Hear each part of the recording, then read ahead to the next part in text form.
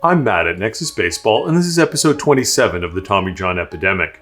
This series is a YouTube read of content from the book Plague of the Gods, an outsider's perspective on baseball's Tommy John Epidemic, which is available now on Amazon. I decided to put this content on YouTube to make the material as accessible as possible. This series examines the science behind the most superhuman action the human body can produce, accelerating a baseball up to 100 miles per hour. One of the reasons I love the sport of baseball is that the smallest athletes can compete with the largest and often succeed. Watching athletes like Jose Altuve at 5'5" and 165 pounds hitting bomb home runs, and Marcus Stroman at 5'8" and 180 pounds throwing 95 miles per hour makes me happy. They fight through apparent disadvantage to find success. When asked how these athletes compete and hit or throw as hard as their much larger peers, the common response is good mechanics or something similar.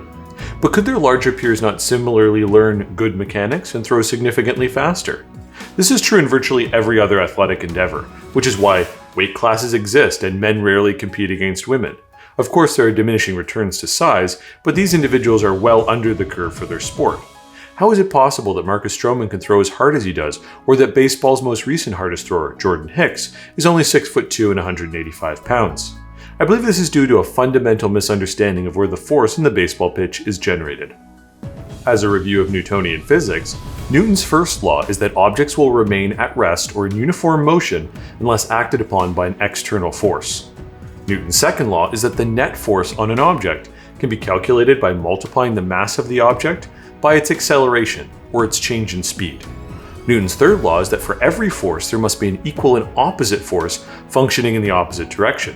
The implication is that although force can occur internally to a structure, such as the body cannot move unless in reaction to an opposite force external to the body, such as gravity. The first issue to address is the base of the body, the legs, and the hips. The legs certainly contribute to the pitch, as no competitive throw has ever been completed without the legs driving the hips into rotation. But how much force are the legs and hips contributing to the pitch? Consider, for example, the number of professional pitchers that do not possess significant musculature in their legs, or the ones in high school that can throw in the high 80s or low 90s, but do not yet squat or deadlift and have weak vertical leaps.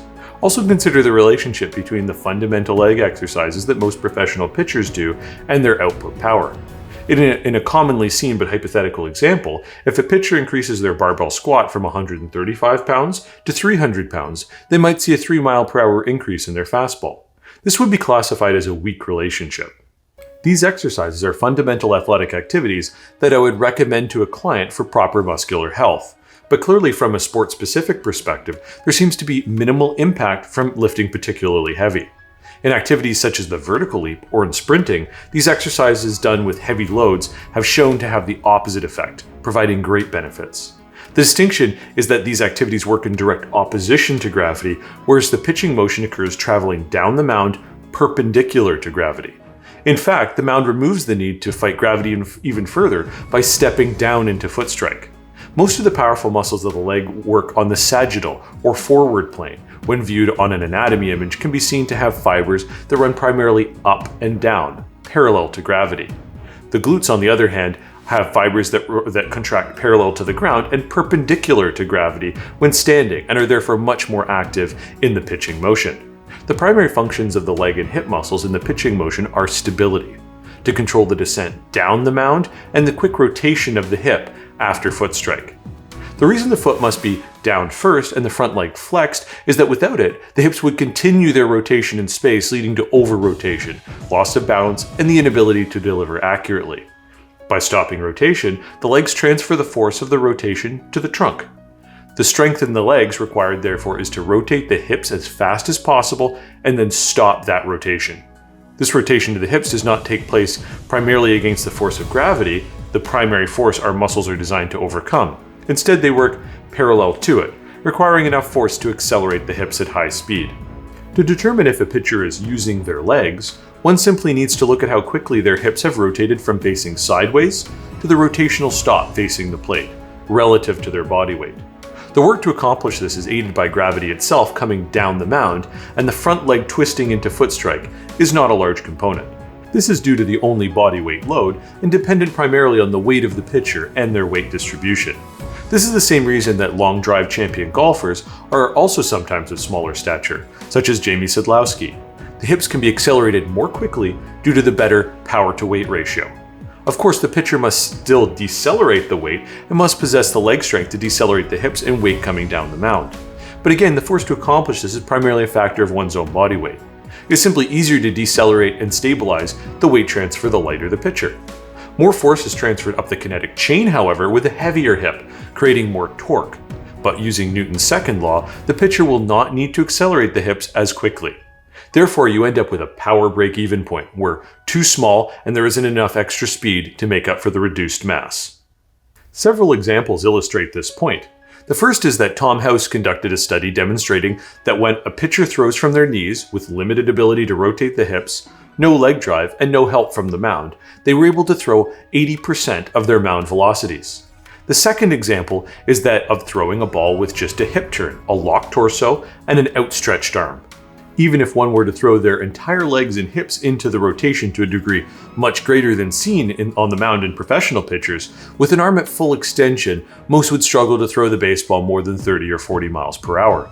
In fact, infielders frequently use this technique to lob the ball around the infield slowly. Finally, one can look at the Major League for examples. Jeremy Hellickson frequently operates out of a slide step motion to disrupt the timing of hitters. He will simply step sideways down the mound into a soft foot strike and can throw the ball 90 miles per hour while doing this. Why then do the force plate studies show large ground reaction forces leading to the conclusion that the power in the pitching delivery comes from the legs?